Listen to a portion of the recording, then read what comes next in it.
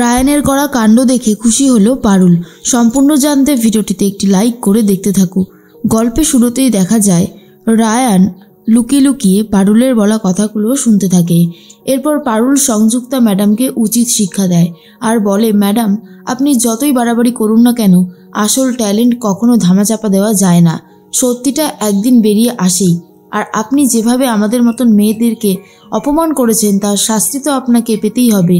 তখন সংযুক্তা ম্যাডাম বলে, তাই নাকি? আমিও দেখব যে তুমি আমায় কি শাস্তি দিতে পারো।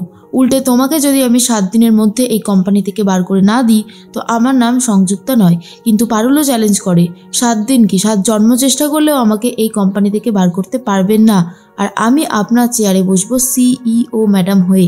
শোনার পরে তো প্রচণ্ড রেগে যায় সংযুক্তা আর ঘর থেকে বেরিয়ে যায়। তখন রায়ান বলে পারুলকে, পারুল তুই কি করেছিস এটা?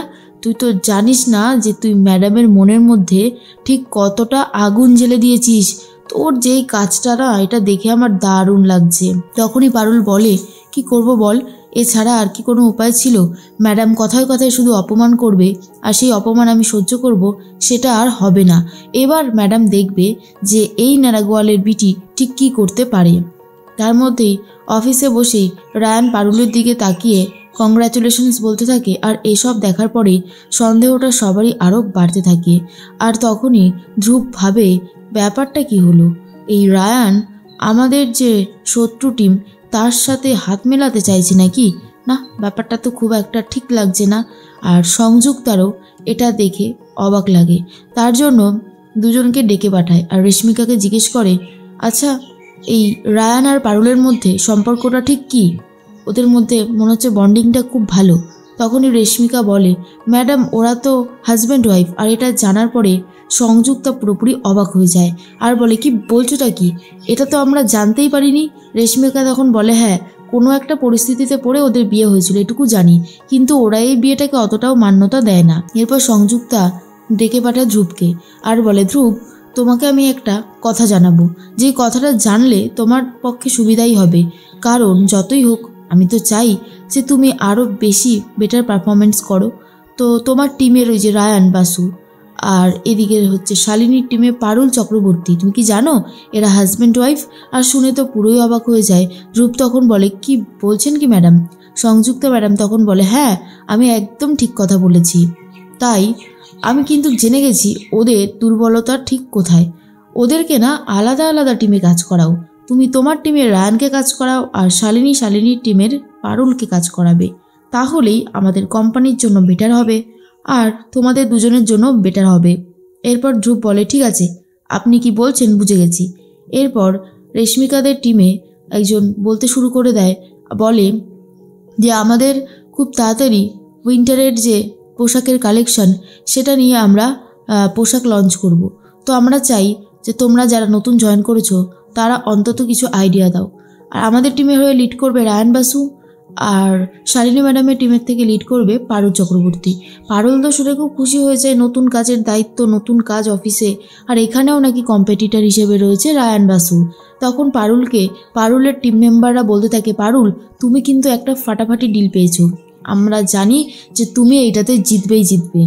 এরপরে রায়ান বলে, যা আমি তো ভেবেছিলাম যে অফিসে এসে অন্তত পারুল আর আমি একসাথে কাজ করব, কিন্তু এটা কি হয়ে গেল? শেষ পর্যন্ত এখন আমি আর পারুল আবারও কম্পিটিটর হয়ে গেলাম।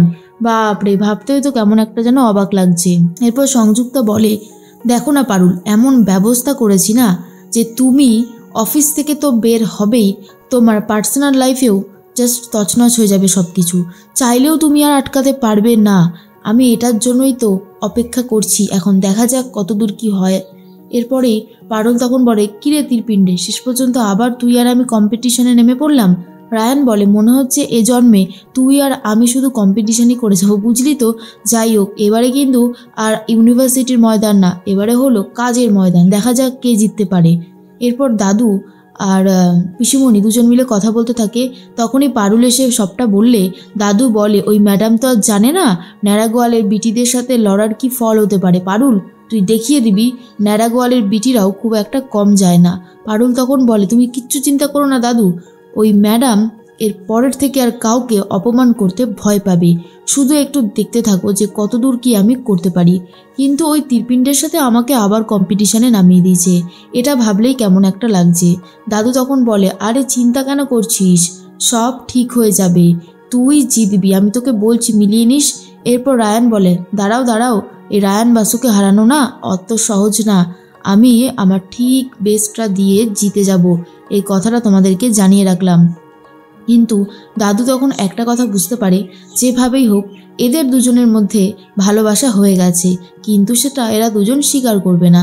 তবে যাই হোক না কেন, একটা জিনিস ভাবতে আমার বেশ অবাক লাগছে, যতদিন এরা নিজেদের মধ্যে কম্পিটিশানটা বজায় রাখতে পারবে ততদিন এদের একের প্রতি এক ভালোবাসা বাড়বে বই কমবে না। এরপরই পারুল ভাবে কি উইন্টার কালেকশন নিয়ে আসা যায়, আর রায়ানও সেই একই কথা ভাবতে থাকে। তখনই হঠাৎ করে রায়ান দেখতে পায় পারুল চলে এসেছে।